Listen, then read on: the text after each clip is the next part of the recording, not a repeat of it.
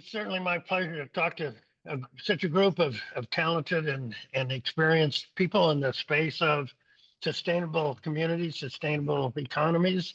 Um, I've I've got a message for you today that comes from my experience of working with regional food clusters, if you will, across the nation over the last 25 plus years. Um, I like to say that it's probably more important to find out the things that don't work because we don't need to repeat the same mistakes.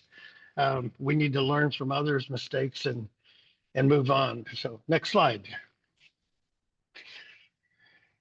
The picture, incidentally, on that first slide was uh, at my visit on December 12th.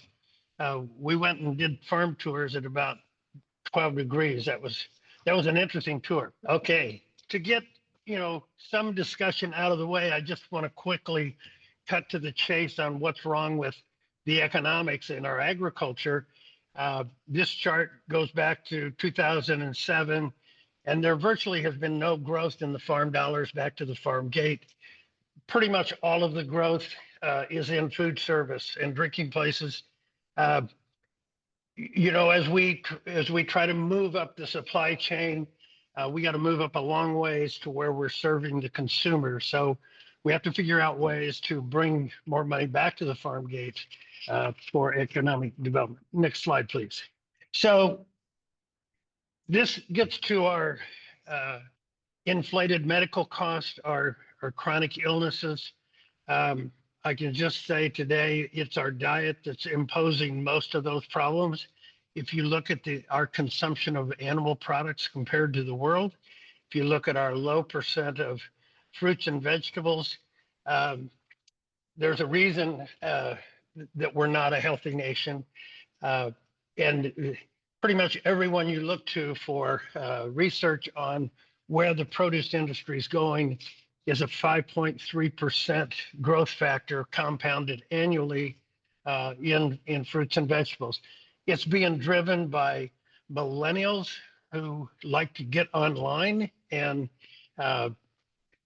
they like to support online grocers, but they also like to get more like 35% fruits and vegetables when most everybody's consuming somewhere between 13 and 15%. The other thing that's driving is as us baby boomers reach the ends of the longevity curve, the older generation is more conscious about eating fruits and vegetables. So there's a good reason why everyone is predicting this to happen. So the global food and vegetable market is slated to grow about the same, and the reason for that is we are in a global food system. When I worked for a Japanese trading company and was involved in global food trade, I realized that it's much easier to come up with strategies and tactics to scale up a local regional food system when you understand how the global food system is working. Next slide, please. So some of the charts I'm going to show and some of the comments I'm going to make come from either the USDA ERS or from other portions of the USDA. Bob had mentioned to me after the 12th that, I probably should tell you where I'm coming up with some of these numbers. The number of 13 farm operators per million in sales is kind of a controversial number. We've been back and forth with economists between Iowa State, Michigan State. Economists can't agree on what the value is of scaling up a local regional food system, but we all know it's going to improve the economy. So we don't need to argue whether it's going to be a 1 to 7 turn on the dollar or whether it's going to be a 1 to 5, but somewhere in there is where I like to land. We have some economists that says it's a 1.2 to 1 for every dollar of turn. We have some people that want to pretend it's $10 for every dollar. I think it's more than that, in line with the 1 to 5. So in economic development planning, as we talk about scaling up the food systems in the Fairfield region, I think it's important to arrive at a number that we can all agree on. So I've worked a lot on the West Coast and the East Coast, in the Midwest, in Detroit, Chicago, Milwaukee, Madison. Um, Farms with direct sales to consumers or to restaurants have favorable numbers coming back in almost every category. I like to talk about fruits and vegetables being a part of an extended crop rotation that we're currently in. Most of the country is in a corn and soybean wheat rotation. We can simply add fruits and vegetables to that for additional profitability at the farm gate, additional revenue at the farm gate. It's a way to add value. I'm glad to hear someone's on that trades in organic grains.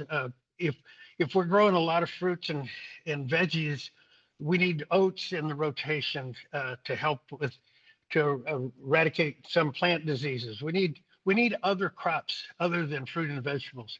Fruit and vegetables, by and large, are very hard on soil. They pull out a lot of nutrients. Um, it's important to still have a rotation.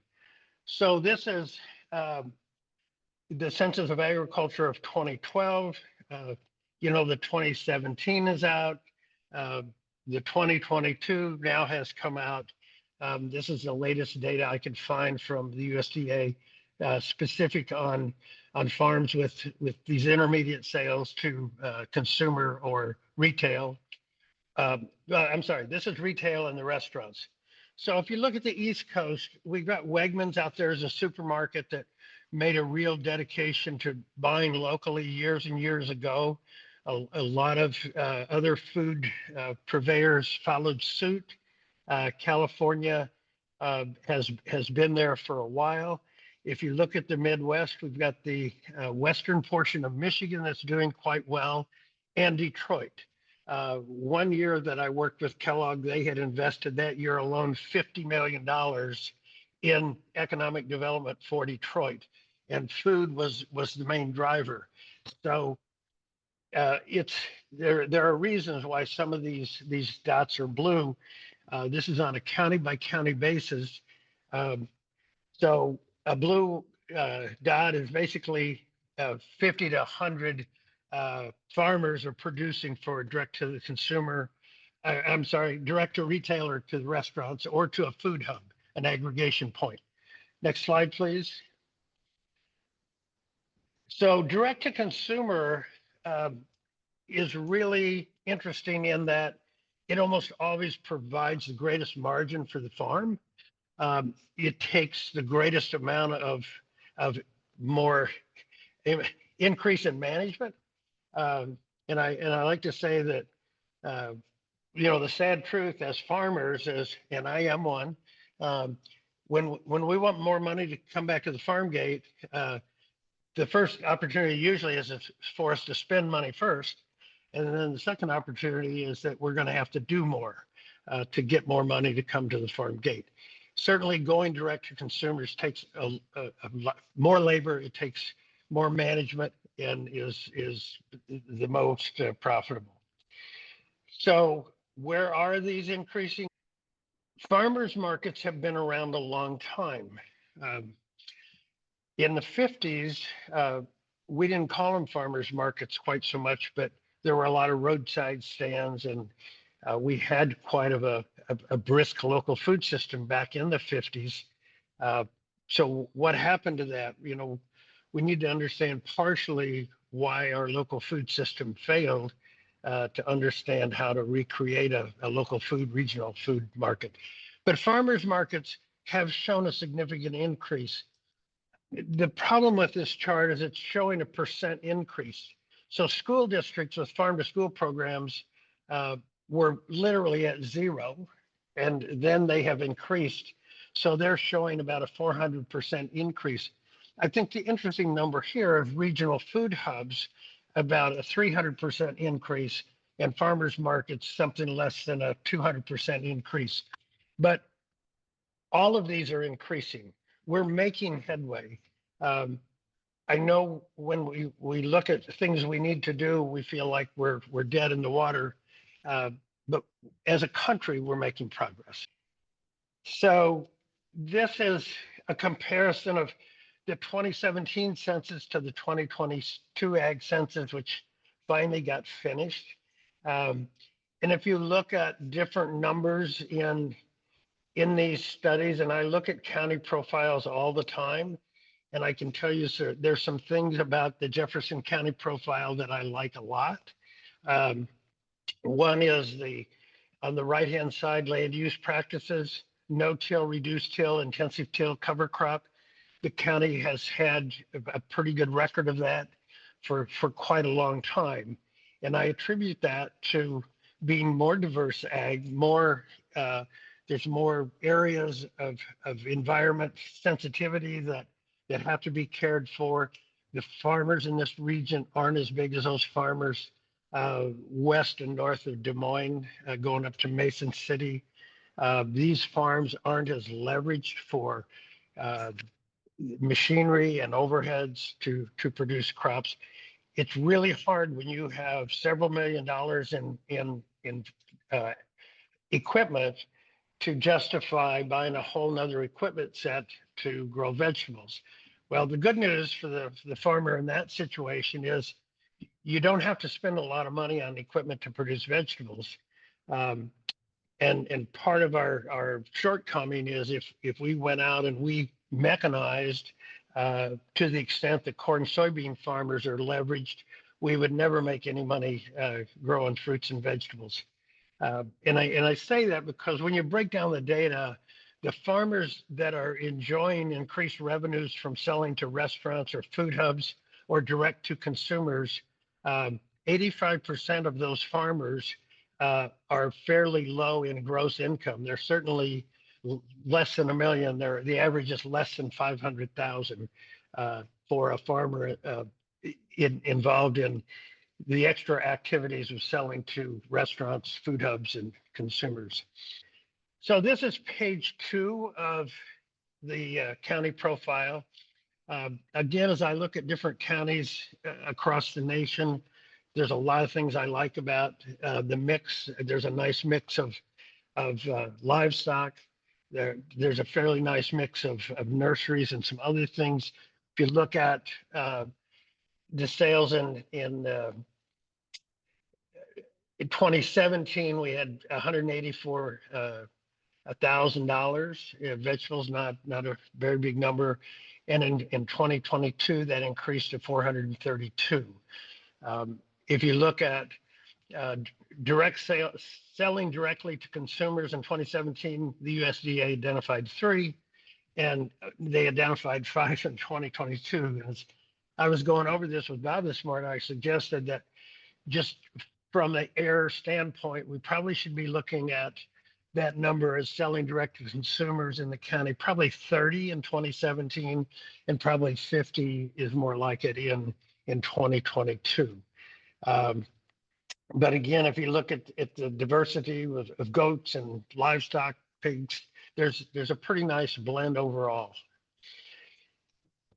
So this also comes from the Census of Agriculture, and it deals with business survival rate. So what is meant in this chart is not that there was an auction or the farm went out of business. That the survival rate is just simply, was the farm in the profit range? And so with the thought that if you are losing money farming, you won't survive very long. And so this breaks down, all farms that data was collected on. And what they're saying is in direct sales in 2007, that those farms had a 0.738 survival rate in the lower income bracket. In the higher income bracket of 250,000 over, they had a survival rate of 0.791. So basically, almost, 79, 80%, 8 out of 10 farms were profitable that were in direct sales and in the range of 50 to 250,000. So that kind of gives us an idea of where we need to be.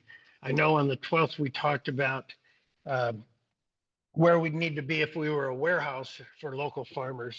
I think, you know, coming up with a number that we need at the farm level is important as well. I think it's a good goal to have, and of the very few farmers I visited with in the region, uh, I don't think these numbers would put a burden on the farm for infrastructure, nor would it put a burden on the farm from a management standpoint.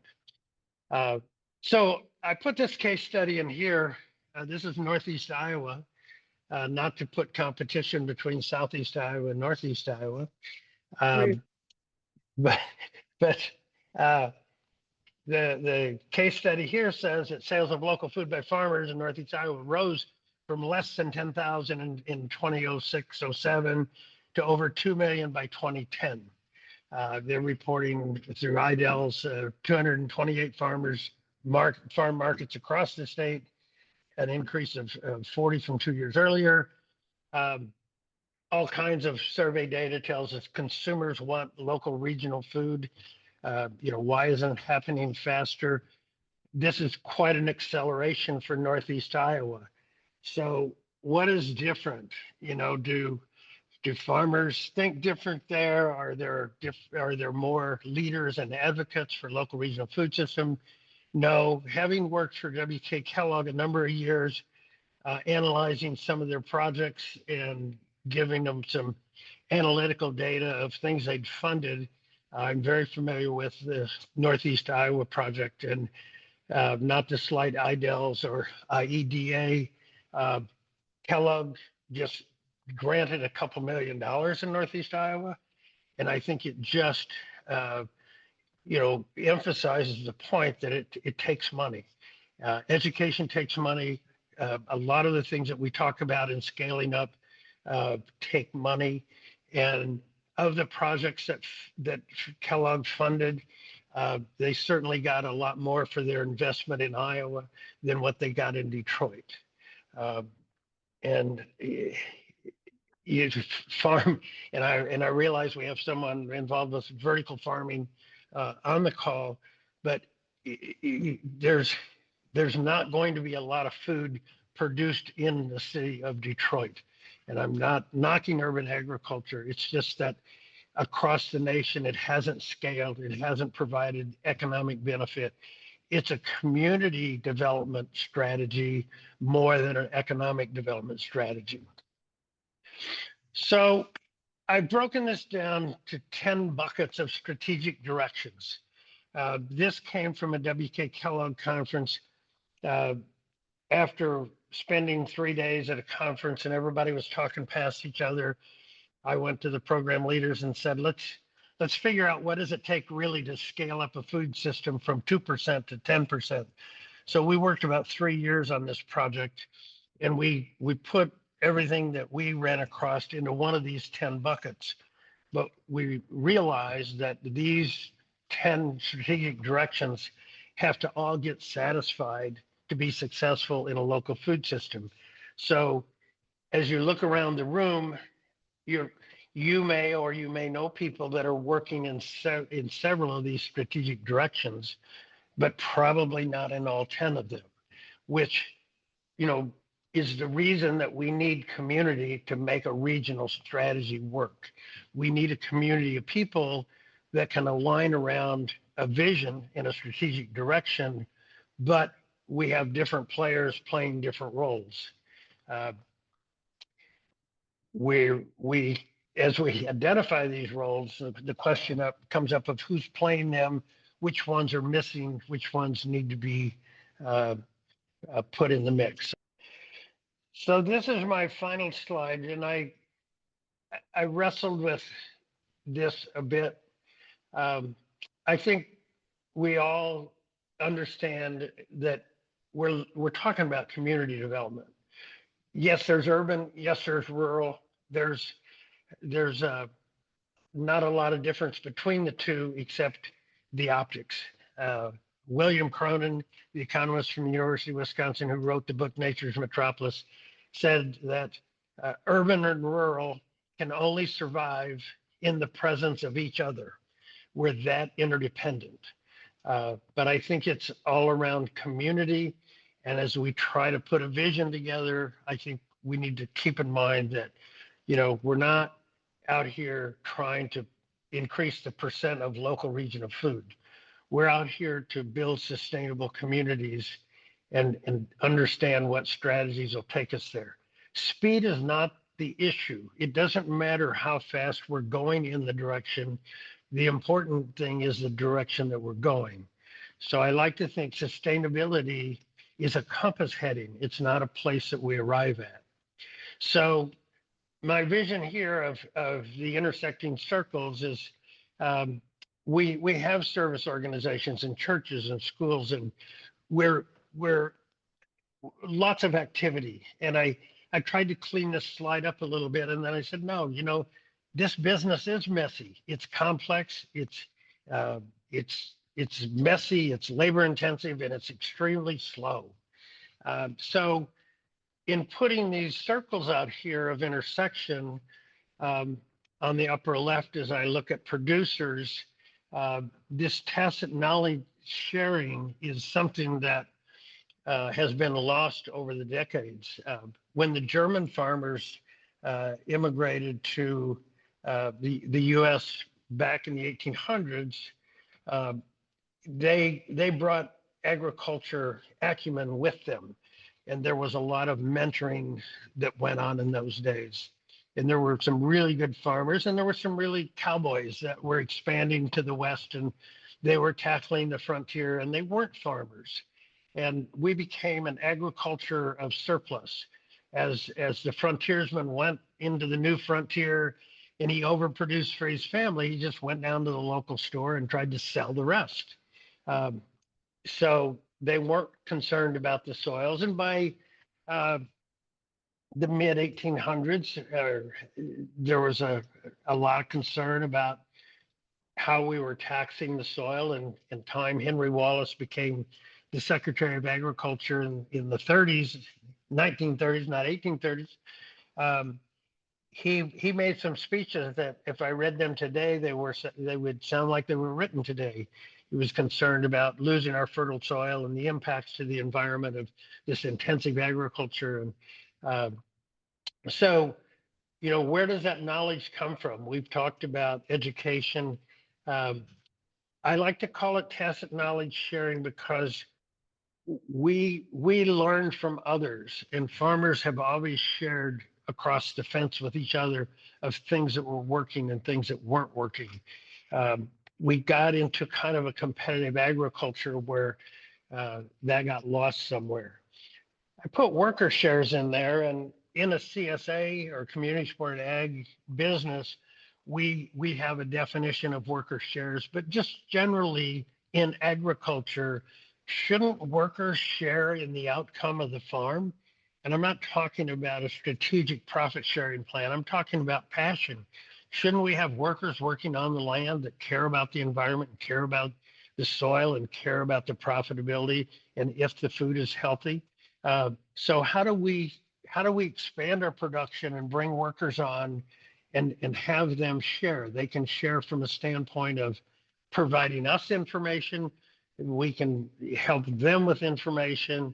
Maybe the farm helps their family diet a bit. So I don't think we need to box that in, but I don't like to just make it a bricks and mortar education vision. It's different than that. And you'll see I've sprinkled gatherings around in here. Yes, we need to get together. So, maybe the co-op kitchen is buying directly from the producers. Maybe we have a co-op grocery store that's buying directly from consumers. There's one in Ann Arbor, Michigan, and I have to say Ann Arbor, Michigan is really well developed in the local regional food system. But there's a couple who bought a farm, was going to start producing vegetables, and they started asking what was really needed in Ann Arbor region. And they didn't need more farmers. The joke in Ann Arbor is that everybody that lost their job went out and started a CSA. There's just a plethora of CSA farms, but there weren't any markets. So this couple started what's now called the Farm Stop. They really recently opened a second store. And I think the last time I checked in, they were claiming 50 different farmers were on their shelves. Um, they have somewhat of a unique uh, business opportunity in the way they're designed, but someone has to deal with shrink, which is products going bad or being stolen or getting thrown away for whatever reason. Um, and so they've done a really good job of keeping the farmers involved in that. It may be that in the region a food hub evolves. It could be that Hy-Vee or Capital City or both could put some refrigerated containers in, and they could manage some of that. We don't know. We don't need to fill in those blanks. We really just know what things we need to get done. So I didn't put the greenhouse back in here, but I had a greenhouse and a bakery, and we need to look at a cluster. So when you look at a business cluster, the businesses are complementary, they're synergistic. So if we have a greenhouse, can we build it next to the bakery that bakes bread every day? And can we take that waste heat and utilize it in the greenhouse for an economic advantage? You know, what are the things that we can use over and over again? Certainly the coffee grounds can go in the compost pile. Is someone in the region composting as a separate activity? I think so. I think we're going to move up on composting to where compost could replace almost all conventional fertilizers that we buy today. Between compost and healthy soils, we could see elimination of purchased fertilizer as an agriculture input. We could see it go away in the next 10 years and probably should go away in the next 10 years. When I put cross dock in here, I wanted to change the vision of a warehouse.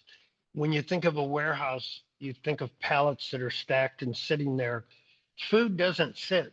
Food is perishable, and it may sit for a day. It may sit for hours, but it's really cross-docking where we get farmer A and farmer B to bring their pallets and set them in the same place.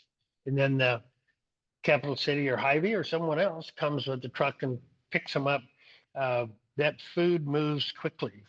Uh, if you go into a consolidator that's delivering to 600 stores daily, they're pulling things off trucks, repacking and putting them back on trucks. They've got 5 or 6 different refrigeration areas for different kinds of produce. It's a really lively business, and I know we talked about getting a tour of Hy-Vee's, some of their warehousing, but I think we need to think differently about these businesses of before we start envisioning who's going to be in that role of what is that role. I think this tacit knowledge sharing comes down to the buyers as well, whether it's the consumers or whether it's a broker or a farmer's market or a food hub. What is it that market wants to buy, in what quantity, in what time period, and when do they pay? How do we keep cash turning fast? That sort of thing. So that's my brief message to you today, and I will entertain questions, comments. Absolutely fabulous. Why don't we just open it up? Questions, thoughts, comments? There was a lot of stuff that Ron blew by us, but let's just open it up. Say, Ron, I am curious about your analysis on the vertical urban farming, because my assessment about a truly 12-month sustainable food system in the upper Midwest is that it will necessarily require indoor farming methods to keep fresh food flowing in our region. And I'm curious what your assessment is as to why it hasn't taken off and whether there is a viable future given technology out there. So the rough number is that when you grow food indoors, our price per pound needs to be about the same as a price per ounce. So if we have no other food, we have no access to food, then that price point will move up. I worked with 5 different indoor activities in Minneapolis. I've worked with several in Chicago. Everyone I've worked with comes down to the same thing, and that is that their revenues are not proportionally high enough to the cost of labor. And I know that labor costs have come down.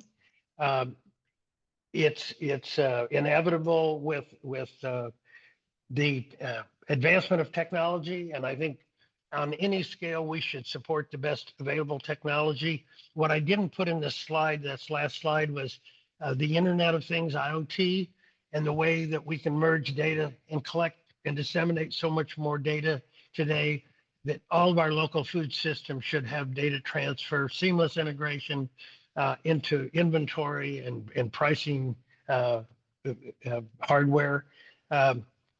But of the investors that I've worked with in vertical farming, one of the key components of their business success plan is that the cost of food to consumers has to move up significantly. And what consumers have said is we're liking the cheap food policy that we have in the United States, and we don't want to spend more for food. So as you know, the market is invisible and it's mysterious, and it's very disciplining.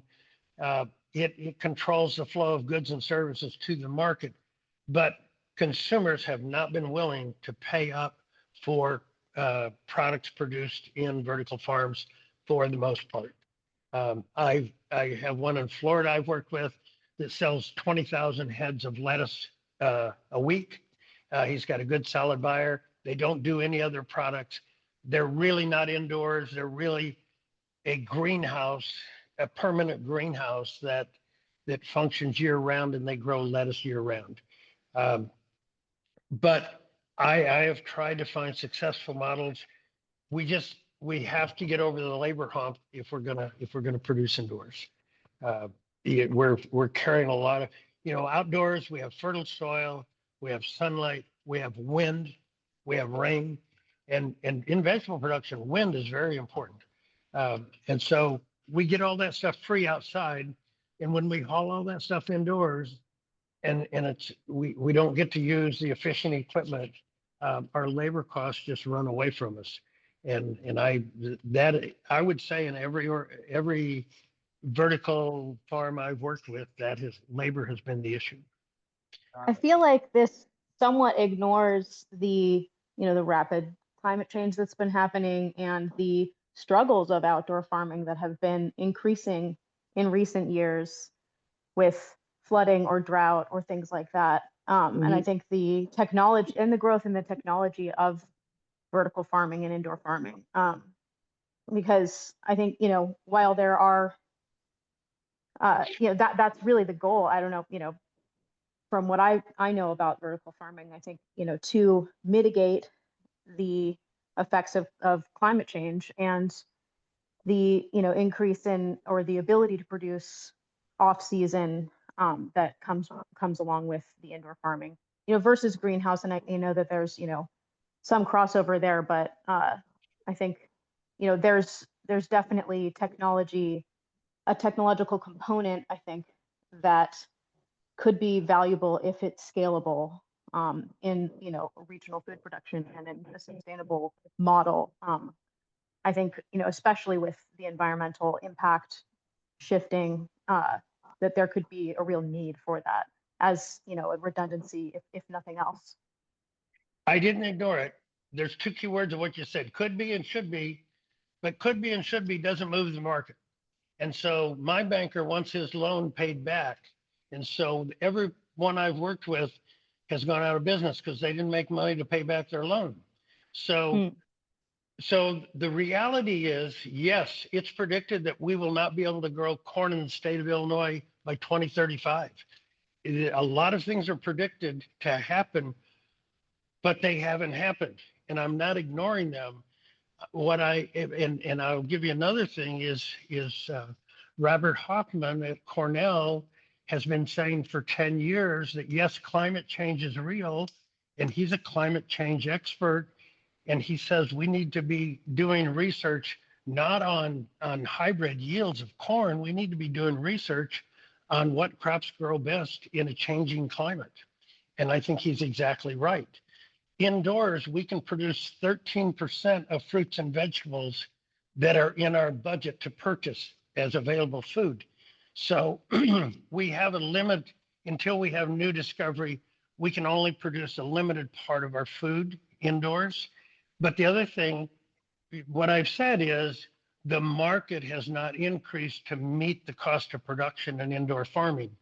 It's because consumers aren't willing to pay more because it hasn't happened.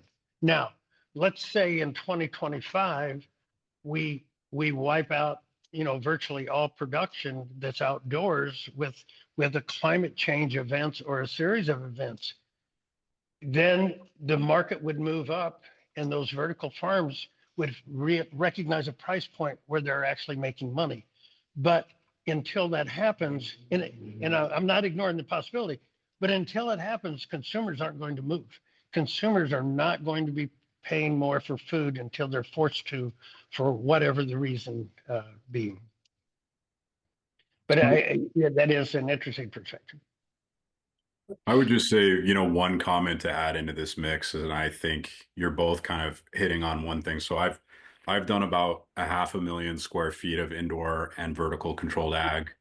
And the key point for me is having a sophisticated ERP that's able to aggregate data, not just across typical cost systems and ecosystems, but is also gathering environmental data and overlaying that with production performance. And by doing that, you're able to see the key kind of efficiency breakpoints of where you have the right light, but not too much, and you never exceed that. So you're maximizing your production while kind of minimizing your costs and your overhead there. And there's already, significant systems in place that allow for profitability. I think scale is critical because there's some equipment and some technology that is not cost effective if you're below a certain scale. But I would say that there is opportunity on the horizon for that scale to get smaller and smaller. But certainly right now there's opportunity at scale, with the caveat that some crops still don't have a practical place in indoor agriculture. Yeah, the challenge I have, I mean, the big one down in Florida, Calera, they just filed bankruptcy. They're in Florida. They don't even have winter. They were the textbook model for vertical farming, and they, along with a whole list of others, have filed for bankruptcy. And the reason is simply the consumer is not willing to pay the price it takes to grow food indoors yet, or at this time. Hey, Ron, I got a question. On the 13th or the 12th, we dealt with the idea of supplementing this more labor intensive to the consumer, to the food hubs. In other words, stuff that would take us further up the value chain, but would require more, more personnel, more knowledge, just more of everything. Supplementing that with some kind of a wholesale where Cap City or Hy-Vee would be able to take off larger amounts where we could grow stuff that might be much more carbohydrate intensive, butternut squash or sweet potatoes or whatever, and supplement the higher up the economic chain, the value chain, with stuff that could just be grown at scale that Hy-Vee and Cap City would be able to provide enough money to make it worthwhile to do. Where does that idea fit in, or have we kind of, where does all that fit in with the conversation today?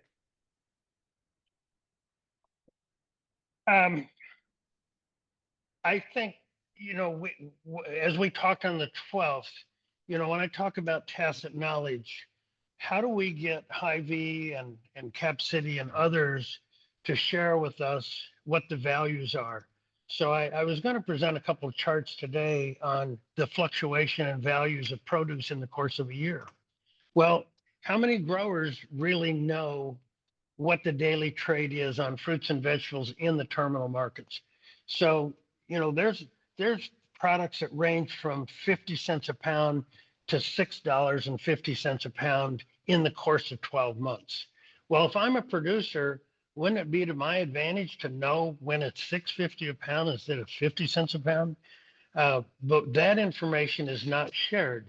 And it's my contention that until we hook up with the market and we share that tacit knowledge, we're not going to be profitable at the production level. If you look at that first chart of where the increased money has gone, it's all gone in food service. I know farms in Wisconsin that are doing farm dinners at $100 a plate, and they make a lot of money on their farm dinners. And some are entertaining farm visitors. I work with a farmer in Colorado that has 15 acres and does $2 million a year direct to consumers. He lets people come and stay, enjoy the scenery. He always has you-pick crops ready to pick. He's doing okay. He grows a lot of perennial crops. He has very little overhead, but we need it all. We need, when I put gathering bubbles in here, we need the consumer to be paying for many things. Just like fruits and vegetables shouldn't be the only thing in a farmer's rotation. Selling fresh fruits and vegetables shouldn't be our only source of revenue. In fact, when we do a whole system farm plan, we have a minimum of 20 revenue streams to generate to come to that farm so that we have diverse revenue streams. Some may be 10-year revenue streams, some may be 5, but we have to get away from annual revenue streams only. We can't live hand to mouth year to year, only in the good seasons. We have to have more diverse revenue streams. And I'm suggesting that consumers is one place that those other revenue streams can come from. And that is other than buying our stuff off the grocery store shelves at Hy-Vee. In Germany, I was on a farm where the dad went broke growing eggs. The son took over and he went to organic eggs, and he went to the grocery stores and he said, I'll manage your inventory. I'll manage your shrink. I'll put fresh organic eggs on your shelf every day. I won't sell at the farm direct to consumers, but please send your consumers out to see how my chickens are treated and how my chickens are raised. So what's he doing now? He does born on dating. He has a automated electric eye automated system to bring the eggs out as soon as the chicken lays them. So they have born on dating. They're not washed. They're just natural with a preservative. They're lot sized. He manages the inventory on the shelves, and he does ag tourism to enhance the grocery store shelves. And he also is a farmer that says, yeah, I make a little money. I'm doing okay. But we have to have the consumer involved in more than just buying the product off the shelves, in my opinion. And I think, we have to take the first step of getting it produced locally, regionally, and then how do we enhance that product? How do we get more of that entertainment value at the other end that someone else is currently taking advantage of? So Ron, thank you very, very much. Let's give Ron a round of applause.